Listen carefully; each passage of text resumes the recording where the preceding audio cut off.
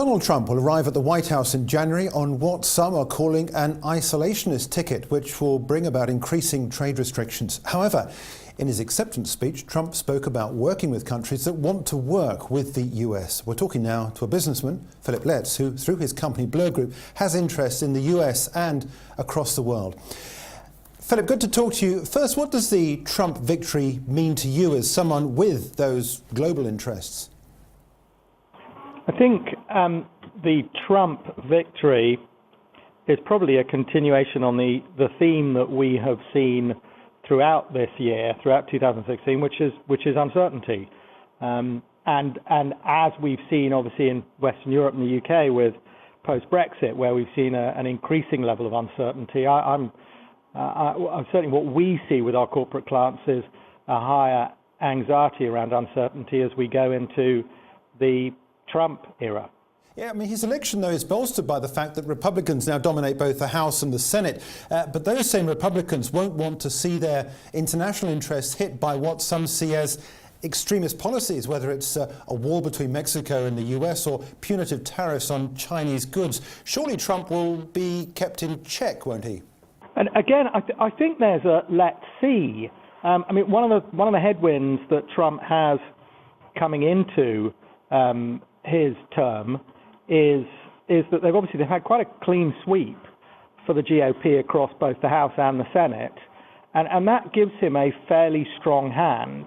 I mean, obviously, we'll have to see how his relations with Paul Ryan come along, because obviously Paul Ryan is probably more of an open trade supporter, whereas Trump clearly has been making a lot of noises that would lead to protectionism. But he does have the ability to push through on a number of items. I mean, ultimately, the US, because it's such a big country and a large economy, does tend to self-right itself.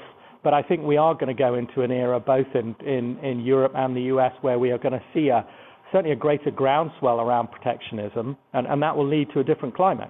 This is all part of this populist move, isn't it? I mean, we've got the Italian referendum coming up. There's elections in Austria, the Netherlands, France and Germany next year. This is no longer a localised movement, of course, rooted in the recent Brexit vote. Do you see a new world order coming through, or do you think that what we've experienced over the last 10 years or so, and that's a creeping globalism, winning through? I mean, I think the pendulum is starting to swing a bit back on the huge drive that we've had around globalisation over the last 10, 20 years. It does feel like the pendulum's coming back a little bit, and that there will be an increasing amount of protectionist actions. I think some tariffs might start to return. I think there's going to be increasing tension and competitiveness from the East versus the West. And I think geopolitical issues are going to factor increasingly in the corporate agenda. I also think that this is absolutely forcing multinational corporations around the world to start to rethink their supply chains and the way they think about both their day-to-day expenditures as well as more strategically their direct spend into their goods and their warehouses.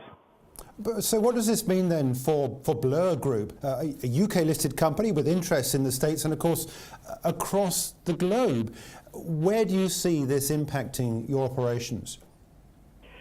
I mean, Blur Group naturally helps larger enterprises to deliver both savings and efficiency in their day-to-day spend. So we have definitely seen a higher level of corporates coming to us to not just trial our platform in early days, but also start to talk to us much more aggressively about more strategic implementations through 2017 and beyond, which is important for the stage that we're at. The number one strategic imperative for most large corporates for this year and next is and will be cost efficiencies and cost reduction. So I think there's a more defensive attitude out there, which naturally plays into a platform like ours that helps to find greater efficiencies around spend management. Philip, we'll have to leave it there, but thanks for joining us. That's Philip Letts, Chief Executive of Blur Group.